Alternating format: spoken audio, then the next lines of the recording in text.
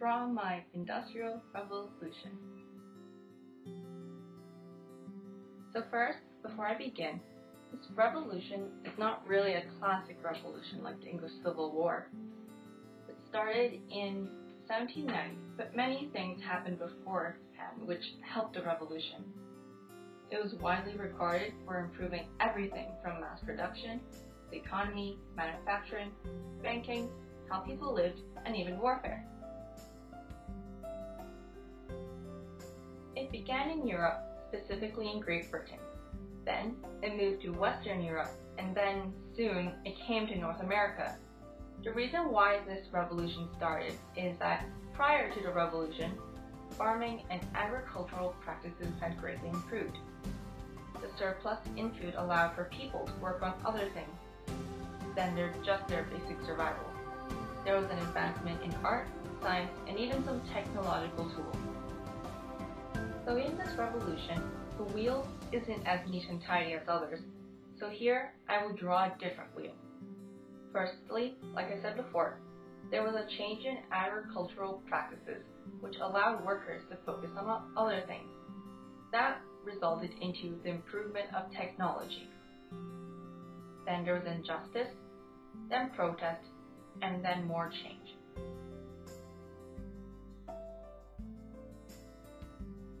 So prior to the Industrial Revolution, most of the citizens' clothing were hand-me-downs, and they were often made by themselves to save money. But that all changed, and it started with the British government. So, before the Revolution, in 1721, the British government passed laws called the Coloured Coat Act, which basically protected the local textile companies from the more successful fabrics imported into England from India. The merchants would supply raw material for households to make clothing out of and sell them at a greater profit. But then, in 1738, Lewis Paul and John Wyatt patented the first spinning machine. It drew cotton and wool through the machine faster than anything that people had before. This sped up the efficiency of the fabric industry. But then in 1764, a man named James Hargreaves invented a more efficient machine called the spinning jenny. But then in 1769, another man named Richard Arkwright invented a machine called the spinning frame, also known as the water frame, which spun wool and cotton through the machine even faster than anything had been before. So now, the textile industry was transformed. These machines allowed merchants to hire less people to produce the goods because production rates were very high. However, like many examples in history, business owners were focusing on the profits rather than the health of their workers. This led to a decrease in working conditions. The injustice, although it didn't start the revolution, was that the workers in the factories had low wages, long hours, and horrible working conditions. Children of all ages were forced to work 12 to 9 hours a day. But then in 1833, there was a Factory Act that was passed to prevent children under the age of 9 to work. But even that was not enough to abolish child labor. After suffering years of low pay and horrid conditions, the textile workers decided to take a stand. They were called the Luddites. The first organized protest that the Luddites participated together in was in 1811 in Nottinghamshire. Soon, the British government and factories had to deal with fires lit by workers by issuing severe punishments such as hanging, trials, and exilment. This was the violent part of the revolution. The government passed a small act called the Graham's Factory Act in 1844 just to calm the protests, but it wasn't enough for the workers.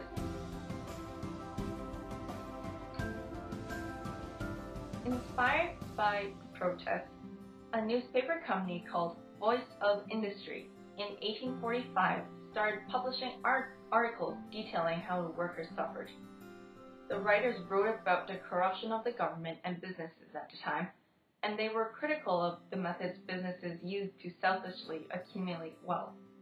It was worker-run, and the journalists who participated risked their lives by writing these articles.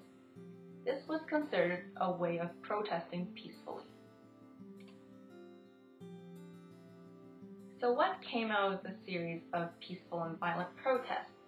Well, the press had a major role in spreading the injustices around the continent. The public became enraged with the factories, and the pressure to improve working conditions finally led to the Fielders Factory Act of 1847. In this act, it forbids any worker from working for more than 10 hours a day. With these acts in place, it was difficult for any businesses to exploit them.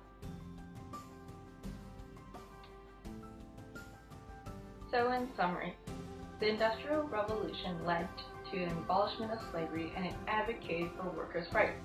The revolution started a cultural shift in the farmer, which led to improvement of technology. The factories created an injustice for the workers, which initiated a violent protest, which also inspired a passive-aggressive newspaper. Finally, there was improvement of workers' rights when the Fielders Factory Act was passed in 1847. As stated previously, the Industrial Revolution was a period of innovation in technology. And we all know that ideas are timeless. So this begs the question, will the Industrial Revolution continue its cycle? And how do we know that the revolution even ended? Furthermore, there are still many cases of child labor and injustices in third world countries. Perhaps maybe one day there will be a revolution to conquer world injustices. Perhaps we are in the middle of one right now. Who knows? Thanks a lot for watching this presentation about the Industrial Revolution, and I hope you learned a lot. Thanks again.